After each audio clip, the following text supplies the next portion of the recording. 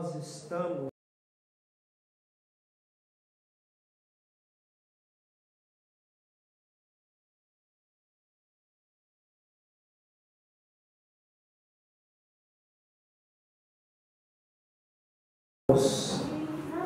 aprendendo e percebendo, não pela nossa falha percepção, mas pela palavra de Deus, o que de fato evidencia que estamos de fato convertidos em Jesus.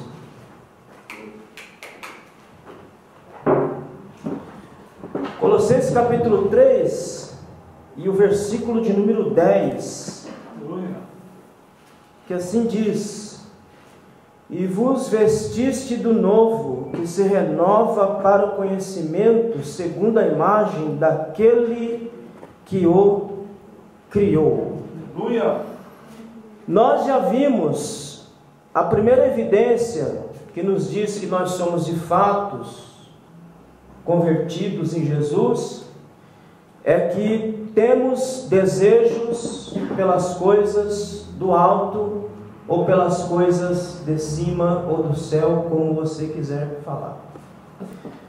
A segunda evidência que vimos até agora é que aquele que está em Cristo ou convertido em Cristo mortifica-se a si mesmo todo santo dia. A terceira que nós vamos ver hoje, a qual nós acabamos de ler no verso 10, de que estamos realmente convertidos em Jesus, é que nós nos revestimos de Cristo. Irmãos, eu tenho dito aqui que só vir aqui à igreja não resolve a vida de ninguém, viu? Vir aqui, cantar, orar, chorar, não resolve a vida de ninguém.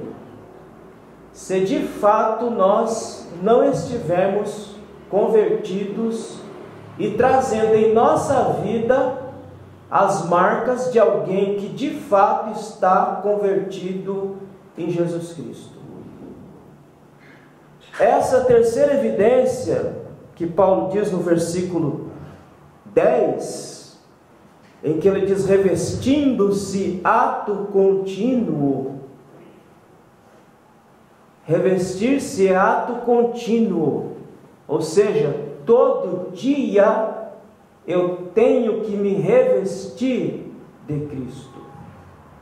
Todo dia eu tenho que me revestir de Deus em minha vida, para que se faça um novo homem de fato e de verdade.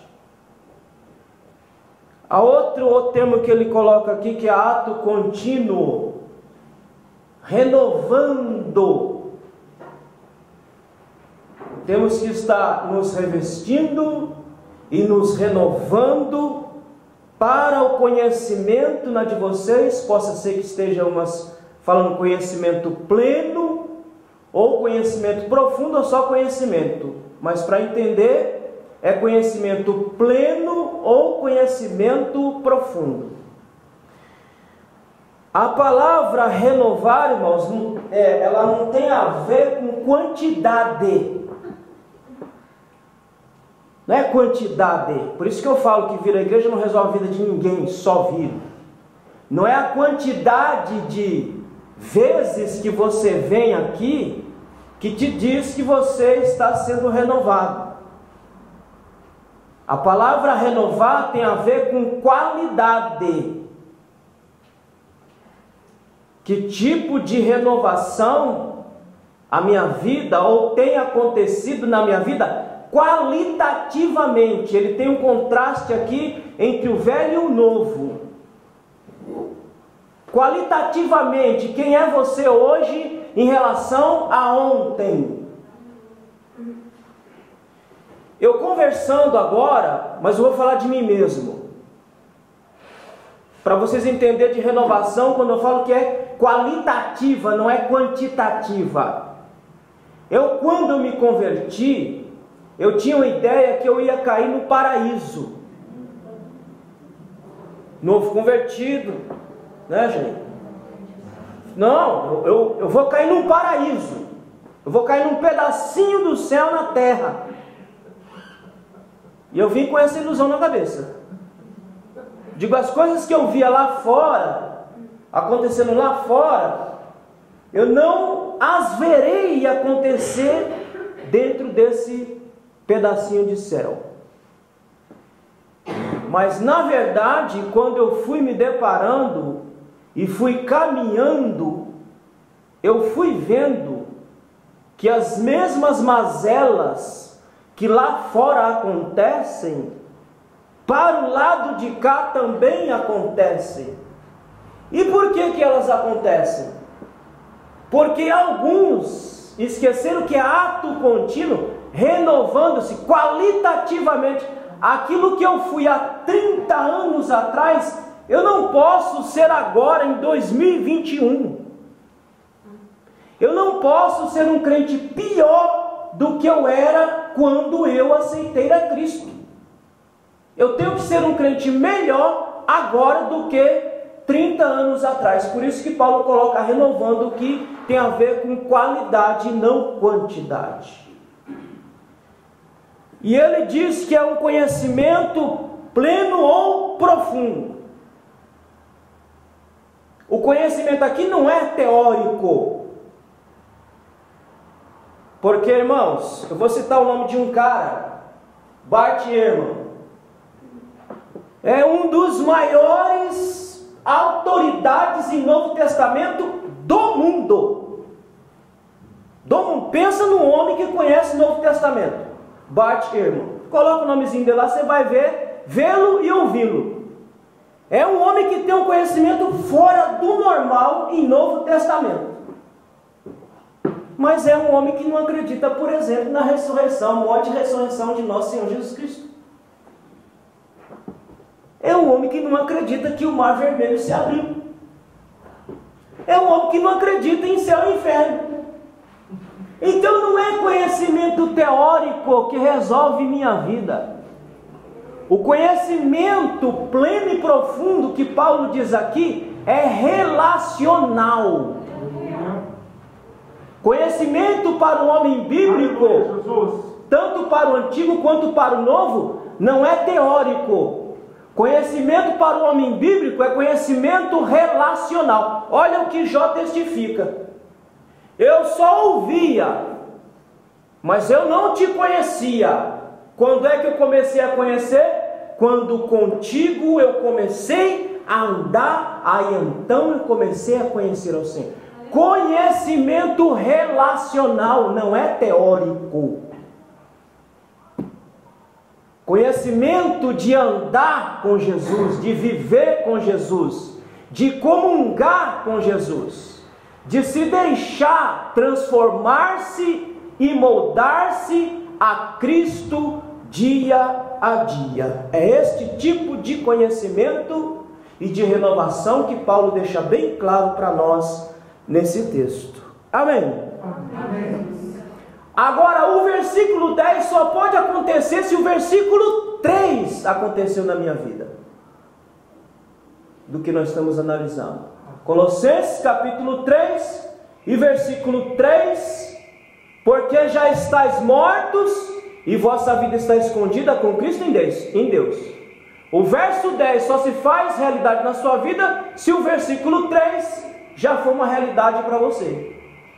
Se nós já morremos em Cristo de fato e de verdade, então a renovação não vai acontecer. Por que eu digo isso, irmão?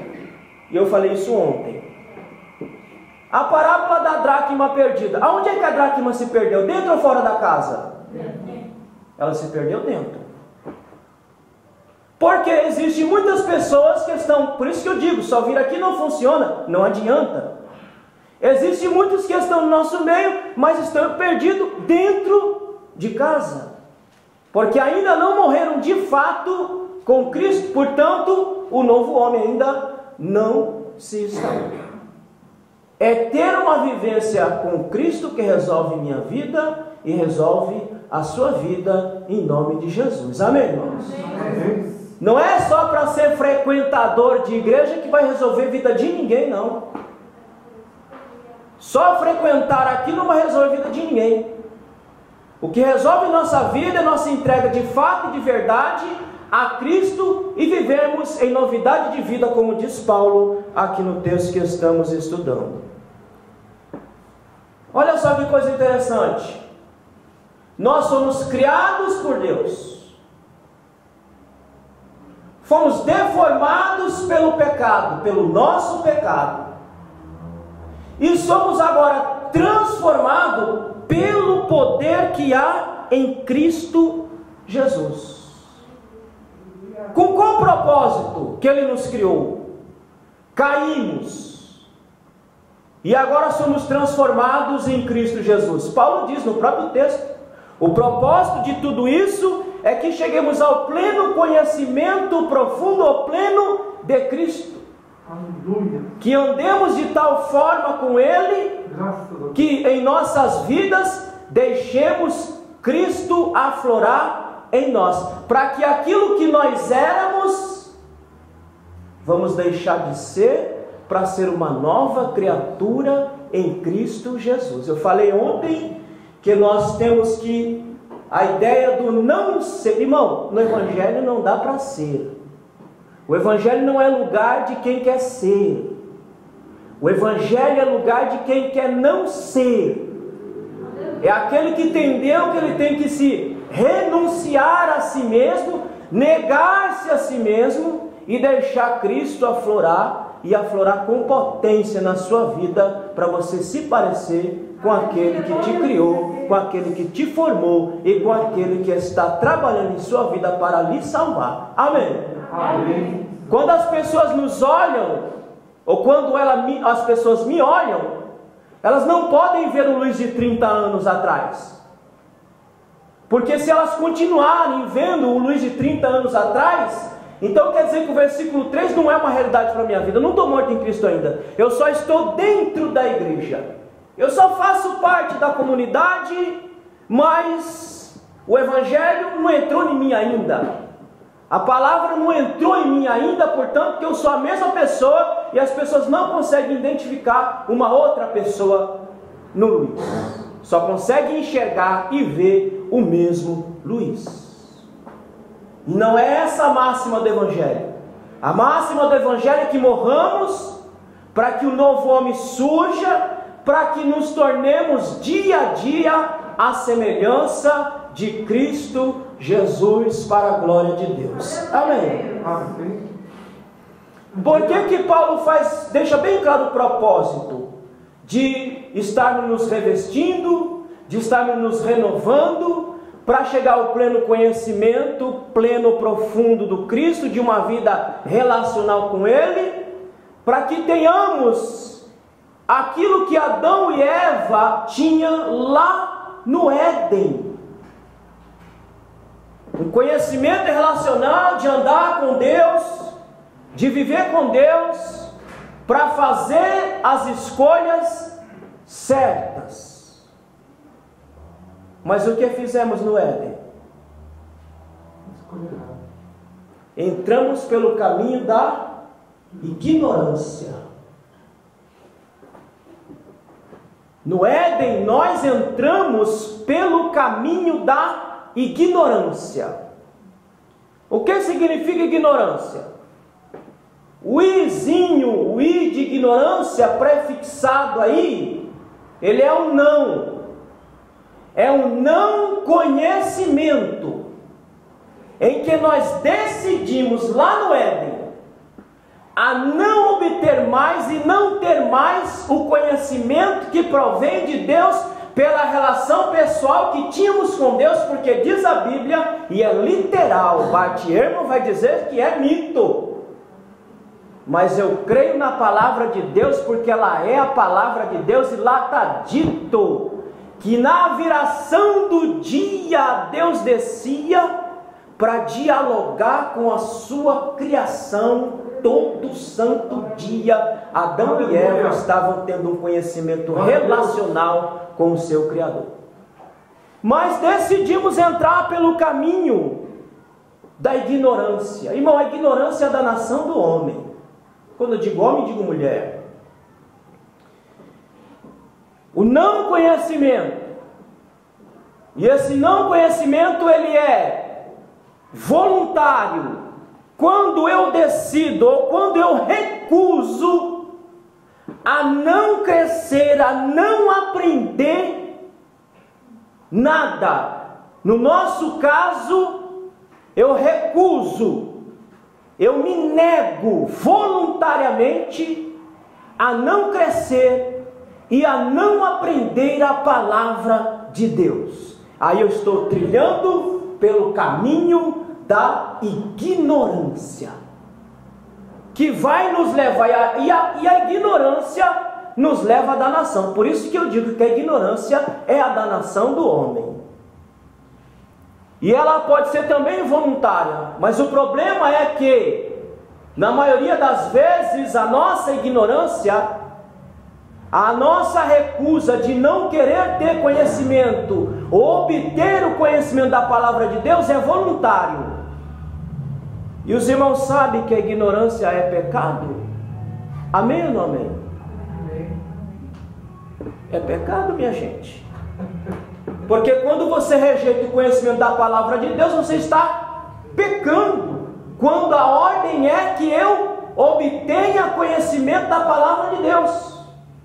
Então, quando eu decido voluntariamente trilhar pelo caminho da ignorância, eu estou pecando.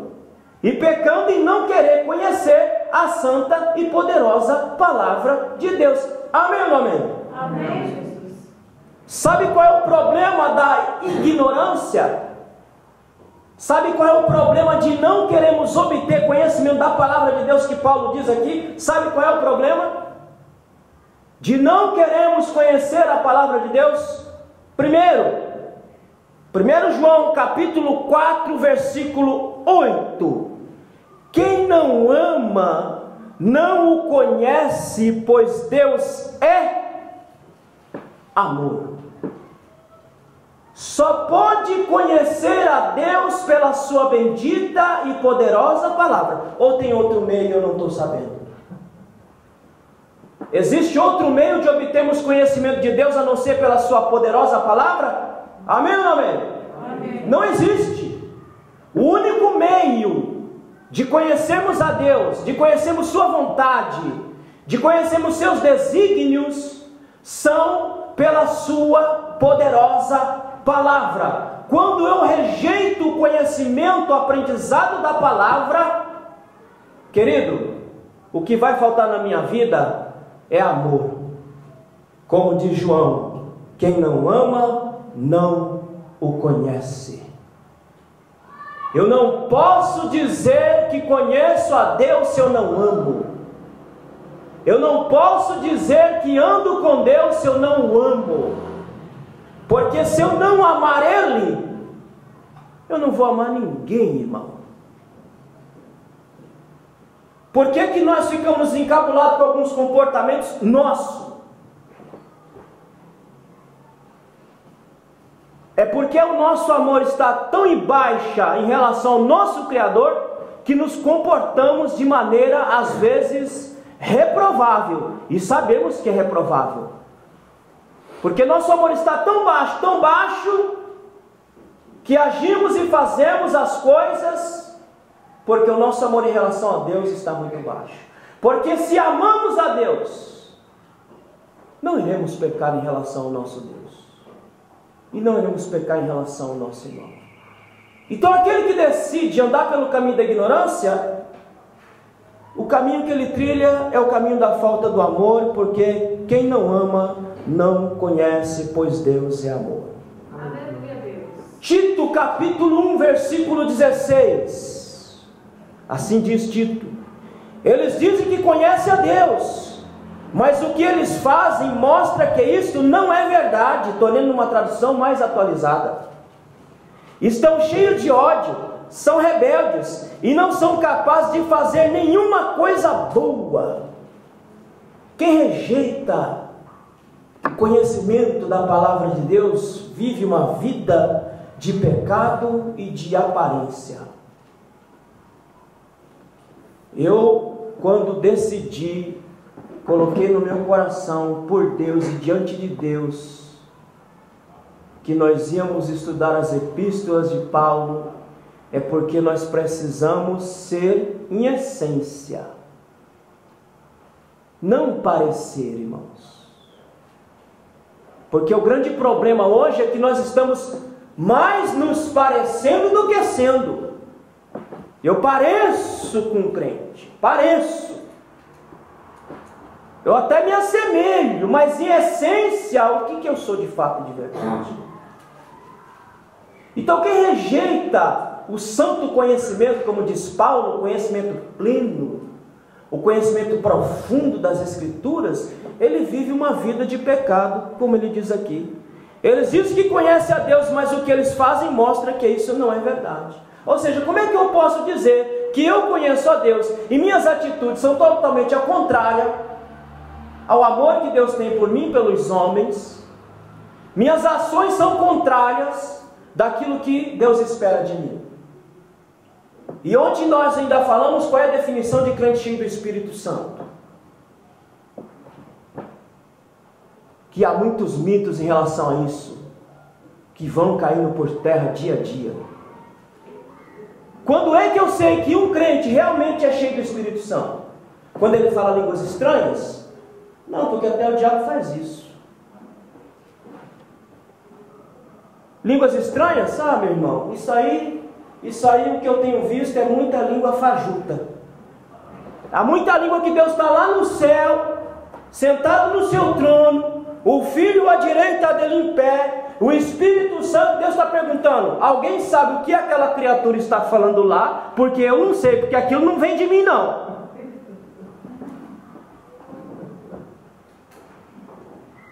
O que de fato identifica um crente do Espírito Santo?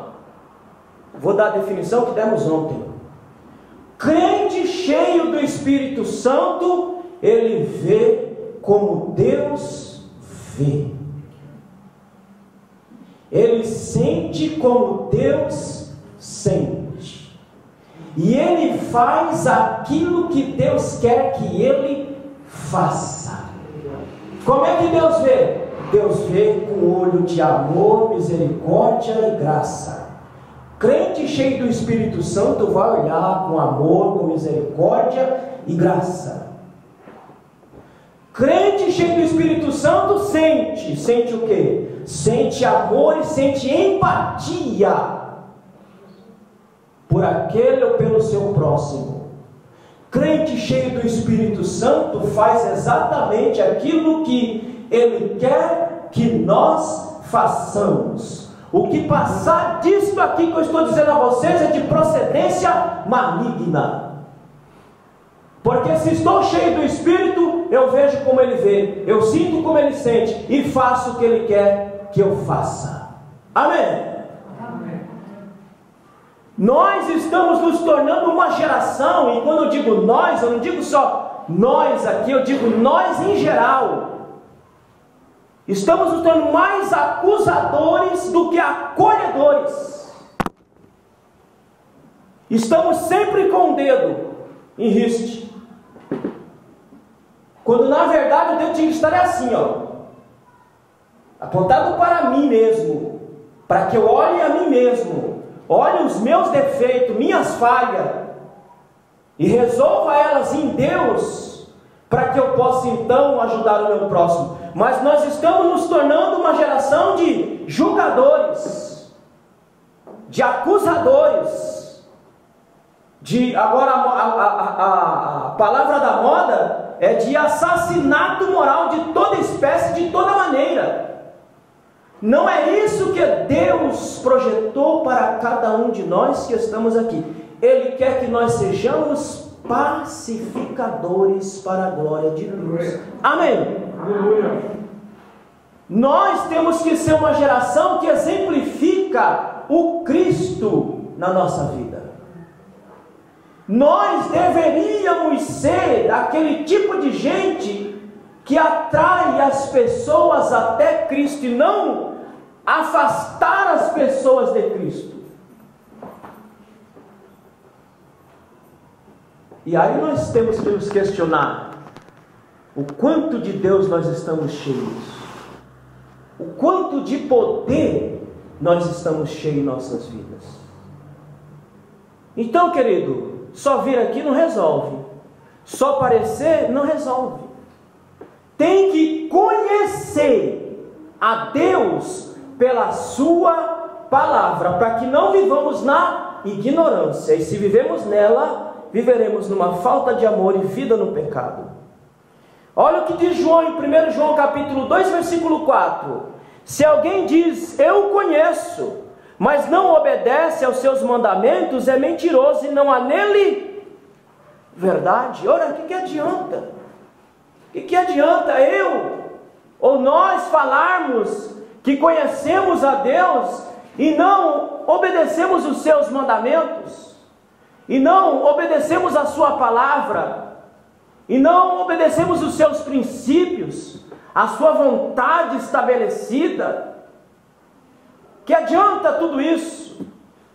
Que adianta se vestir como crente, parecer como crente, ter Bíblia de crente, se nós não conhecemos de fato e de verdade, porque não obedecemos os seus mandamentos e os seus preceitos? Irmão, não interessa em que séculos estamos, os mandamentos de Deus são eternos e imutáveis.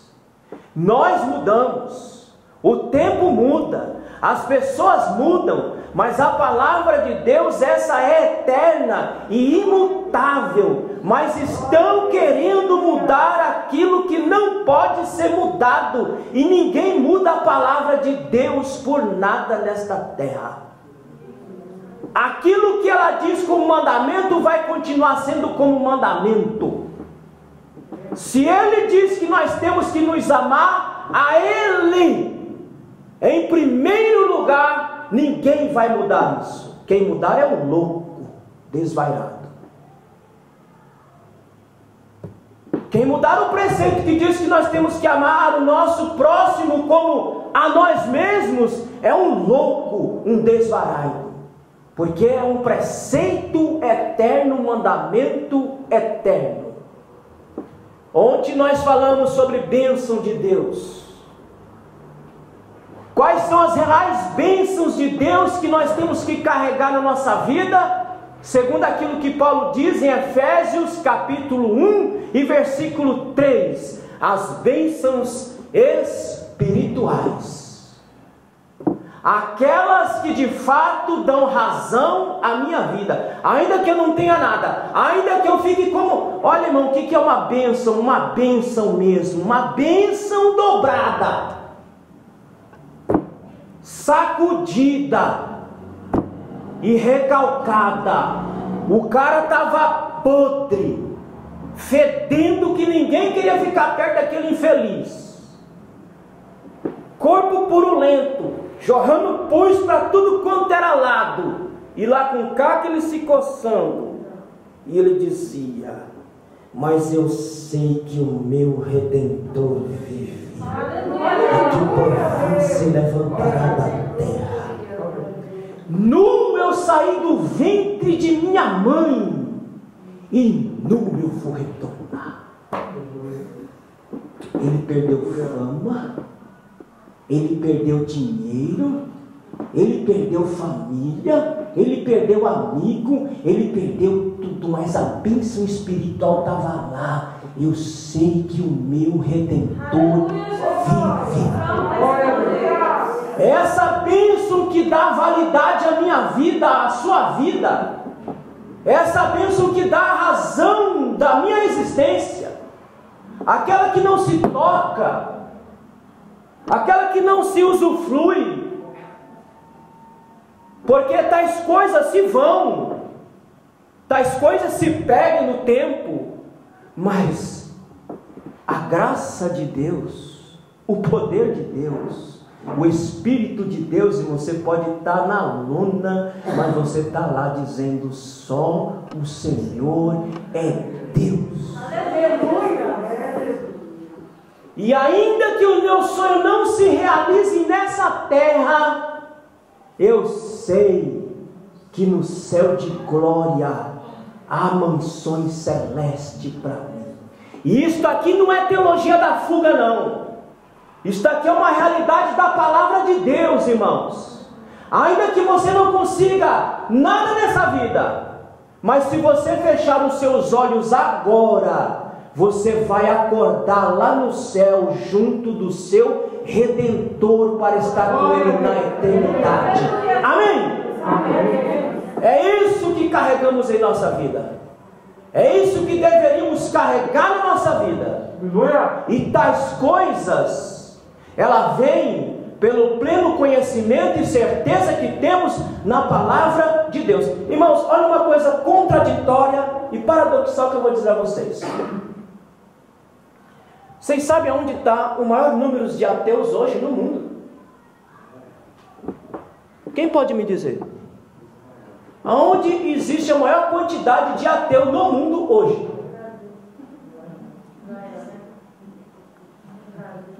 Alguém pode dizer? Israel? Não. Lá na América? Na Europa? Não. A maior quantidade de ateu que temos na terra hoje está dentro das igrejas.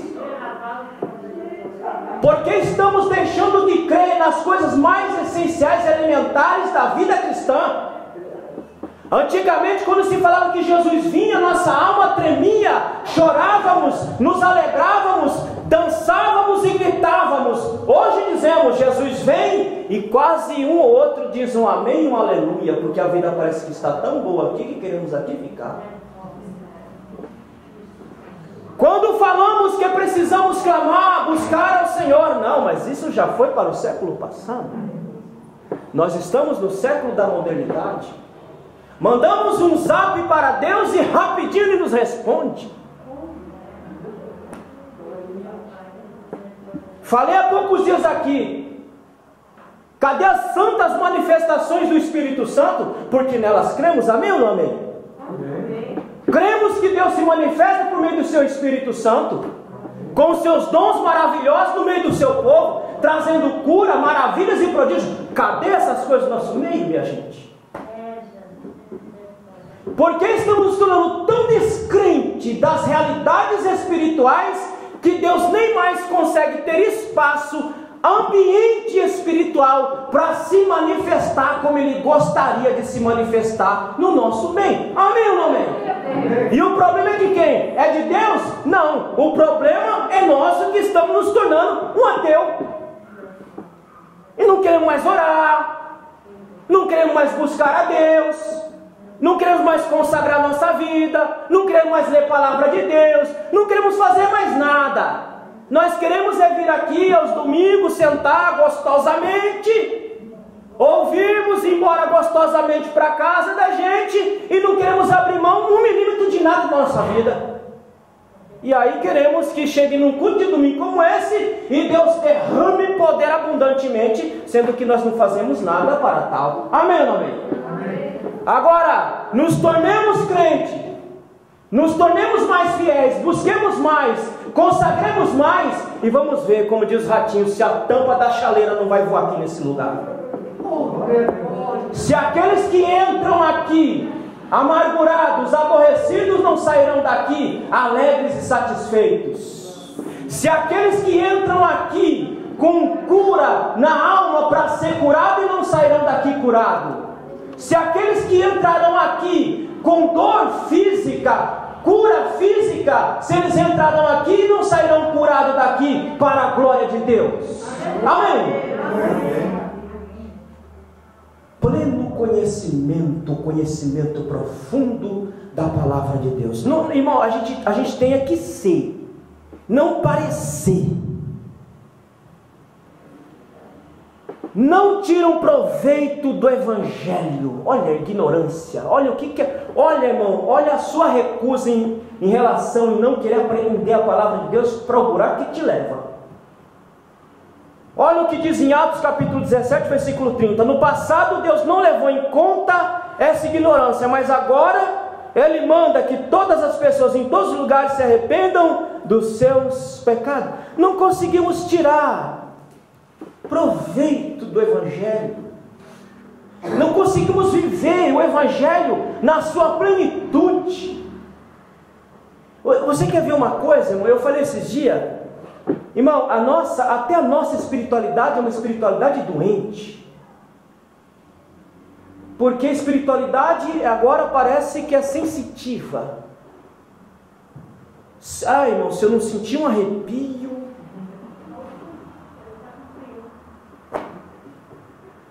se eu não sentir um arrepio, um fogo que sobe do pé para a cabeça, então Deus não se manifestou.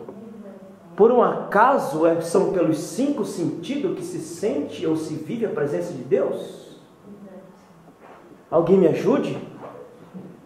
Podemos tocar em Deus? Podemos comer um pedaço de Deus para sentir no palato que gosto ele tem? Podemos sentir o cheiro de Deus para ver que cheiro ele tem? Podemos ver a Deus com esses olhos aqui para ver que forma ele tem? Podemos ouvi-lo com esses ouvidos para ver qual é o tom de voz, a altura de voz que ele tem? Uma espiritualidade doente, que só se contenta se sentir arrepio, se falar, se ver. São uma espiritualidade doente quando eu vivo dessa forma. Espiritualidade autêntica é aquela que eu sei que todo santo dia Deus está em mim, em que eu estou vivendo todo dia com Deus e Deus vivendo todo dia comigo.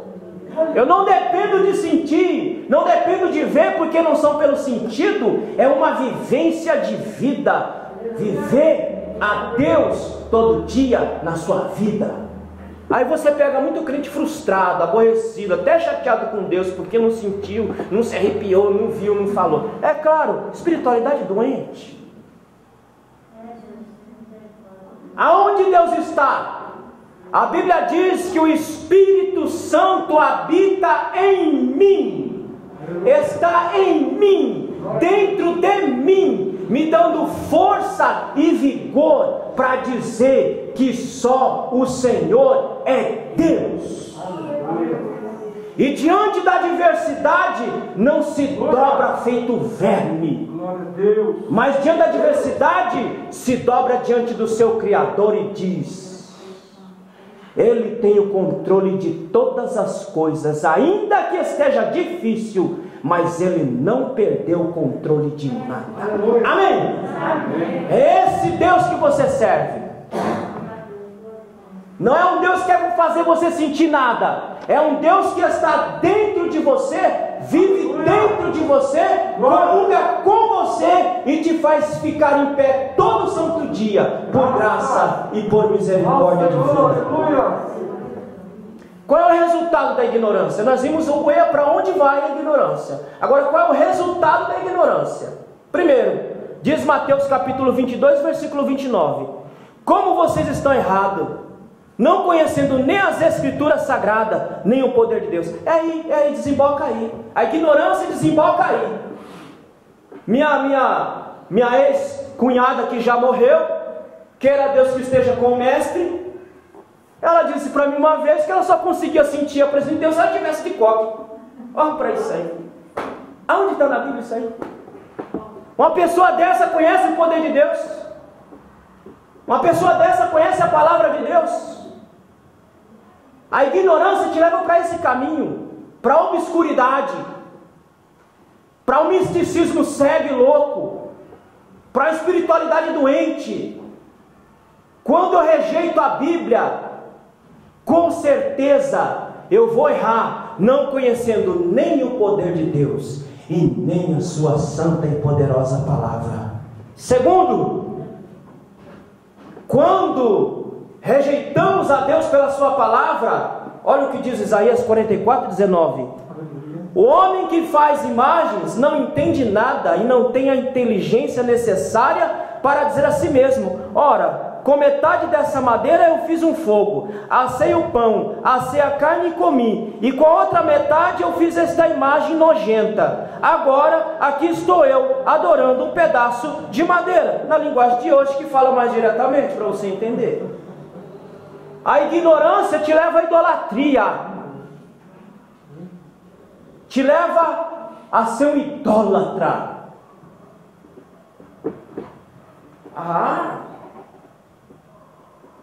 Não, aquele pastor ali, xoxo demais. Pregação boa é daquele pastor ali. Aquilo ali eu até vou, eu até dou um salto mortal. Idolatria. Mas se é eu, faço melhor. Idolatria a si mesmo, porque não conhece a palavra de Deus para entender que somos nada. Só somos um instrumento que Ele utiliza por graça e por misericórdia. Nada do que tem é meu, nada do que digo é meu, nada do que faço é meu. Como diz Paulo, nele nós vivemos, nele nós existimos, nele nós nos movemos. Tudo é dele e para ele, para a glória de Deus. Amém? Amém. A ignorância te leva à idolatria, meu irmão. Faça a sua escolha. Olha o que diz Efésios capítulo 4, verso 18. E a mente deles está na escuridão. Ó, irmão, isso aqui é para quem rejeita a Bíblia, tá? Isso aqui é para quem rejeita a Bíblia, para quem rejeita esse estudo, para quem rejeita a EBD, que nós retornamos ao sábado, estamos aqui, todo sábado aqui, estudando a palavra de Deus. Isso aqui é para aqueles que rejeitam a palavra de Deus. Olha só o que Paulo diz. E a mente deles está na escuridão. Eles não têm parte na vida que Deus dá, porque são completamente ignorantes e teimosos. Deus fala com a gente, né, irmãos? Amém ou não amém? Amém. E nós às vezes somos teimosos demais, né? Em não querer ouvir o santo conselho de Deus.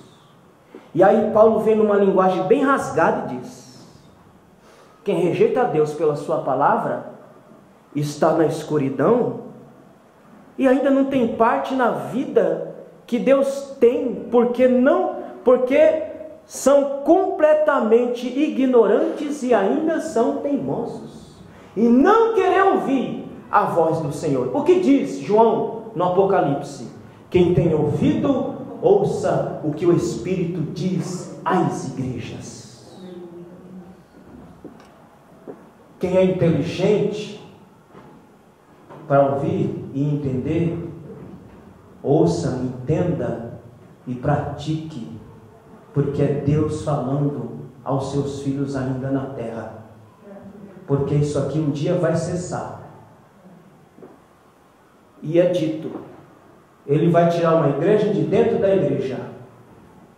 E queira Deus em nosso Senhor Jesus Cristo, que todos nós que estamos aqui, quando a trombeta soar, todos nós subamos para a glória celeste, e nenhum de nós aqui fiquemos, porque aqueles que ficarem vão lembrar dessa mensagem. Aqueles que ficarem vão lembrar dos conselhos que foi dado e simplesmente rejeitou pela ignorância e pela teimosia contumaz. Então, quem rejeita o santo conhecimento da palavra de Deus, ele anda alienado de Deus. Por isso que eu falo, irmão, adianta só aparecer, não adianta só ter tipo e estar completamente afastado da vida de Deus dentro da casa de Deus. Nós temos que estar junto com Deus e andando com Deus para a glória de Deus. Olha o que diz 2 Tessalonicenses capítulo 1, verso 8. No meio de chama de fogo para castigar os que rejeitam a Deus e não obedecem ao Evangelho do nosso Senhor Jesus Cristo. Irmão, para o ignorante, o que há? Há a punição. E não sou eu que estou dizendo, é o próprio Senhor que está dizendo. Para aquele que anda e para aquele que insiste em viver na ignorância, o que resta para ele é a punição diante de nosso Senhor Jesus Cristo. E que essa punição seja aqui e agora. Seja aqui e agora. Porque se for aqui e agora, é porque Ele nos ama e nos ama muito, nos disciplina para que saiamos do caminho da ignorância, entremos pelo caminho do conhecimento para trilharmos com Ele e fazermos parte dEle e Ele fazer parte de nossa vida para a glória de Deus. Amém? Amém. Que essa punição, se ela tiver que acontecer, que ela aconteça agora enquanto eu estou com meus olhos abertos e não depois quando eu fechar os meus olhos. Olha o que diz o verso 11 do capítulo 3. E no qual não há grego, nem judeu, circuncisão, nem incircuncisão, nem bárbaro, nem cita, servo ou livre, mas Cristo é tudo em todos. Olha, irmão, se o versículo 10 é uma realidade para mim, o versículo 11 também vai ser uma realidade para mim. Porque Paulo aqui nesse texto, no verso 11, ele está dizendo que não há barreiras mais. Não existe barreiras de espécie nenhuma entre nós. Quando ele diz, não há barreiras raciais, não há grego. Não existe grego, não existe barreiras raciais aqui. Não importa que raça você seja, não existe mais barreira. Não existe mais muro de separação que nos separe. Isso é claro, se o versículo 3 for uma verdade para mim e o versículo 10 for uma verdade para mim. Então não haverá grego, não haverá barreira racial. Não haverá nem circunciso, nem incircunciso. Não haverá barreira religiosa, porque até nisso nós nos dividimos. Até nisso nós nos dividimos. Barreiras religiosas. Até nisso nós conseguimos nos dividir dentro da casa de Deus. Mas Paulo diz que não há mais nem circunciso e nem incircunciso. Não há bárbaros e nem citas. Não há barreiras culturais, irmãos. Não interessa qual é o grau de cultura que você tem. Não interessa qual nível cultural, intelectual que você tenha. Você continua sendo meu irmão em Cristo Jesus para a glória de Deus. O mesmo Deus que trabalha aqui, trabalha aí da mesma forma, porque não há mais barreiras culturais entre nós. Não existe maior, não existe menor. Paulo diz em Filipenses capítulo 4, vamos chegar lá um dia, que se nós devemos nos considerar um ao outro superior a si mesmo, porque fazendo isso haverá igualdade. Todos nós seremos iguais. Agora, se eu olhar o meu irmão de cima para baixo, achando que eu sou, me falaram uma expressão esses dias, como é que fala? Sim, pensando que é tipo assim, quem é você na fila do pão? Se eu achar que pela minha intelectualidade ou pelo pouco que eu tenho, que eu conheço, eu achar que eu sou melhor do que o meu irmão Jair, então, meu irmão, eu já estou dentro d'água. Eu já vou ser jogado para o inferno emborcado. Porque eu não sou melhor do que ele. E nem ele é melhor do que mim. Sabe qual que é a diferença entre eu e ele? A diferença entre eu e ele é funcional. A diferença entre eu e vocês é funcional. Eu só ocupo uma função, pastor, mas eu sou irmão em Cristo de vocês da mesma forma, e Deus não me vê melhor do que vocês. Deus me vê da mesma forma como Ele me vê, Ele vê vocês também. Ele não me vê de forma especial, porque eu já falei a vocês que Deus não tem filho especial. Amém ou não amém? Amém. Deus tem filhos. Filho especial não tem, porque Ele não faz acepção de pessoas. Então é uma escolha que se faz.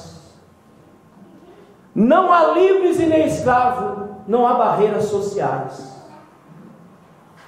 Ah, mas o irmãozinho tem uma condição de vida um pouquinho melhor, graças a Deus, amém, amém, amém. Mas isso não te faz melhor do que o seu irmão que não tem. Isso não te faz melhor do que a mim que não tenho. Ah, mas a minha casa parece uma choupana. E a do outro parece um palácio. Não te faz melhor do que ninguém. Todos nós somos iguais diante do Senhor. Ou você acha que quando você chegar lá no céu, alguns têm essa cabeça torta, né? Quando chegar lá no céu vai ter uma mansão, um palacete, vai ser um... Eu acho que a minha casa vai ser melhor do que... Agora me diz uma coisa. Me diz uma coisa. Por um acaso lá chove, Faz frio, Cai chuva, tem sol. Por um acaso corpos glorificados precisam de casa para se abrigar, sendo que a Bíblia diz que nós vamos estar na eterna presença de Deus, no mundo de Deus, que é diferente deste mundinho nosso aqui que nós vivemos. E lá gozaremos. E sabe qual é, irmão? Isso aqui é para você se animar, sair aqueles que ainda persistem, ficar na ignorância. É só para animar você. Aleluia. A Bíblia diz que quando nós chegarmos lá vai ter uma mesa monstruosa, aonde nós vamos participar, sabe do que? Das bodas do Cordeiro. Tem um hino até lindo. Diz lá nas bodas do Cordeiro. Lá nas bodas do Cordeiro, sabe quem vai servir você? O seu Cristo será servido. Você será servido por Ele. Você não vai ser servido por homens. Você será servido pelo seu Cristo nas bodas do Cordeiro, quando acontecer o casamento do noivo e da noiva, que somos nós, para a glória de Deus. Aleluia. Vale a pena dedicar tempo à palavra. Glória a Jesus. Estudar a palavra para melhorar a sua vida. Aleluia. Melhorar a sua espiritualidade, melhorar a sua relação com o seu Criador, uma relação de pai,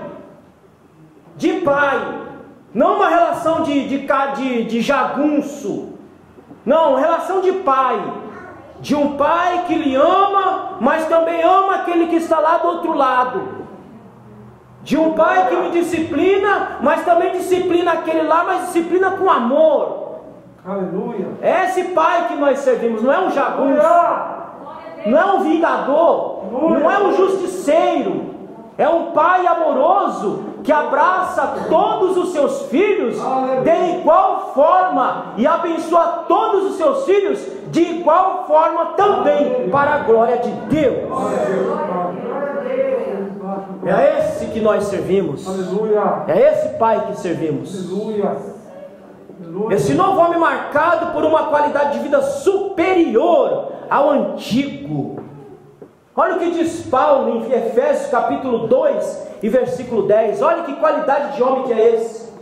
Efésios capítulo 2 e verso 10, ele diz: porque somos feitura sua, criado em Cristo Jesus, para as boas obras, as quais Deus preparou para que andássemos nela. É esse homem que nós temos que ser, que andemos em novidade de vida, que andemos em boas obras, como diz a palavra de Deus, que Deus preparou para que andássemos nela. Deus não nos criou para andar por veredas tortuosas, e a palavra de Deus diz que Ele é aquele que aplana. Glória a Deus. É aquele que tira os obstáculos, é aquele que tira as dificuldades para que nós sirvamos a Deus. Irmão, não existe dificuldade para servir a Deus, não. Dificuldade para servir a Deus, quem cria somos nós. Porque Deus tira dificuldade, mas nós colocamos dificuldade para servi-lo. Ele faz tanta coisa por nós e nós colocamos tanta dificuldade para não fazer. Eu já disse a vocês, cada um dos senhores e senhoras que fazem aqui, não fazem para mim. Se estiverem fazendo para mim, não faça não. Deixa, fique sem fazer. Para mim não. Tudo que os senhores fazem, o fazem para Deus que está no céu, vendo a cada um e que recompensa a cada um por graça e por misericórdia. Ele é tão bom, que Ele ainda paga para fazer. Ele ainda paga.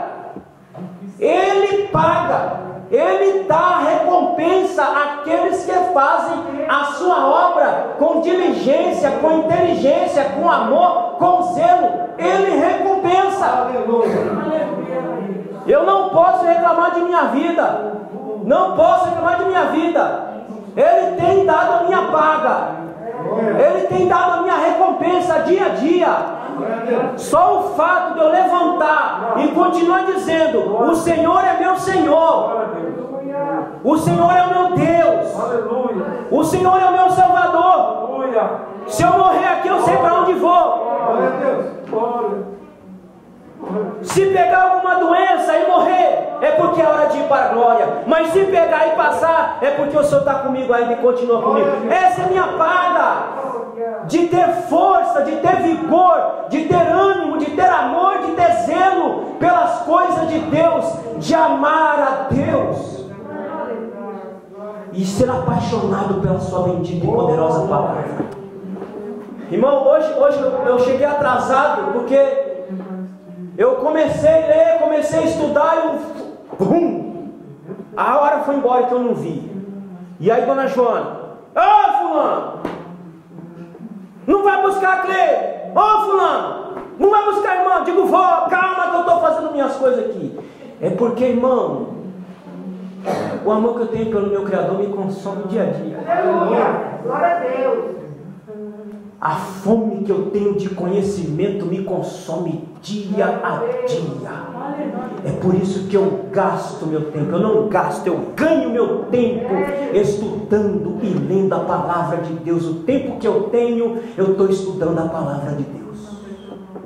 O tempo que eu tenho, eu estou em cima lá na minha casa, lá, estudando a palavra do Senhor. Eu não preciso mentir, porque eu tenho prova aqui. Pergunte a ela: o que seu filho faz quando ele não está fazendo nada? Eu fico enfiado lá no meu buraco lá, estudando e meditando a palavra do Senhor e buscando ao meu Senhor, porque eu sei quem dá a recompensa é o meu Senhor. Então vale a pena se dedicar ao Senhor, porque a paga ela vem do Senhor. Olha só o que Calvino diz, e aqui eu encerro. O velho homem é tudo que trazemos do ventre de nossa mãe. Isso é o velho homem, que não pode ter nenhum resquício mais agora, viu? O velho homem é tudo aquilo que eu trago do ventre de minha mãe, que não pode ter nenhum resquício mais agora, se estou em Cristo Jesus. E ele continua dizendo: o velho homem é tudo aquilo que trazemos do ventre de nossa mãe, e tudo que somos por natureza. E chamado de velho homem porque somos nascidos primeiro de Adão, e depois somos renascidos por meio de Cristo. É isso que nós somos hoje. Nós éramos tudo aquilo que trouxemos do ventre de nossa mãe, mas agora nós estamos em Cristo Jesus, e é tudo aquilo que nós trazíamos, já não trazemos mais em nossa vida, porque somos renascidos em Cristo Jesus. A ideia de vestir aqui no texto faz alusão a Gênesis, capítulo 3, e aqui eu encerro. Capítulo 3 e versículo 21. Olha aonde Paulo foi buscar essa ideia do revestir-se, ou do vestir-se do novo homem. Gênesis capítulo 3 e verso 21. Olha aonde ele foi buscar esse negócio de novo homem. Eu fiquei curioso. Falei: de onde que Paulo saiu com essa história de revestir de novo homem? Onde ele tirou isso? De onde é que ele buscou esse negócio? Ele não tirou do nada. Ele não tirou de sua mente, ele tem que tirar de algum lugar. Olha de onde ele tirou isso. Gênesis capítulo 3, verso 21. O Senhor Deus fez para Adão e sua mulher túnicas de peles e os vestiu. É daqui que ele tira a ideia de novo homem, de revestir-se ou de vestir-se do novo homem. Porque se estamos em Deus, em Cristo Jesus, fomos vestidos e revestidos por Deus para sermos uma nova criatura em Cristo Jesus. Amém? Amém. Querido, a terceira evidência, a quarta evidência de que nos mostra que estamos de fato convertidos, é que nos revestimos em ato contínuo, todo dia nos revestimos de Cristo para nos parecermos ou nos assemelharmos a Cristo. E para isso, nós temos que sair da ignorância. Qual é a ignorância? A recusa em não querer aprender da palavra de Deus. Porque só se pode conhecer a Deus pela sua santa e bendita palavra. Se Ele tem outro meio, Ele escondeu de nós. Mas esse é o único meio que Ele deixou para que conhecêssemos a Deus. O povo diz que nós somos o povo do livro. Mas é um livro que vive mais fechado do que aberto. E não é mais fechado aqui não, tá? Não é mais fechado aqui não. É mais fechado aqui, ó. Porque se nós abrirmos ela aqui, ó, ela vai se abrir aqui. E vamos mudando dia a dia para a glória de Deus. Você tem uma escolha diante de você. Como diz Paulo, você pode até ficar na ignorância e na teimosia. É um problema todo seu. É uma escolha sua. Mas se você optar por se revestir de Cristo, então, meu irmão, você vai andar pelas sendas retas, pelas veredas retas, que é a palavra de Deus, como diz o salmista. Ela é luz que ilumina o meu caminho, lâmpada para os pés, para que eu não erre. E como diz Davi, eu escondi a tua palavra no meu coração, para não pecar contra ti. Quantas vezes, irmãos, estamos pecando, porque não guardamos a palavra de Deus no nosso coração, na nossa mente. Que Deus nos ajude, que Deus tenha misericórdia de nós, para que nós saiamos dia a dia deste caminho da ignorância e adentremos pelo conhecimento da palavra de Deus, para que este novo homem surja dia a dia na nossa vida para a glória de Deus. Amém? Que Deus nos abençoe e que a Semana dos Irmãos seja uma semana produtiva, mas uma semana produtiva não só dos seus afazeres do dia a dia, mas uma semana produtiva com o seu Criador. Lembre-se, conhecimento não é teórico, conhecimento é relacional. Que você tenha uma relação mais íntima, mais próxima, mais profunda com Deus. E isso você não precisa fazer necessariamente vindo aqui, você faz dia a dia na sua casa, aonde você estiver, você tem esse relacionamento com o seu Criador. Porque Deus não está circunscrito, ou Ele não está aqui nessas paredes.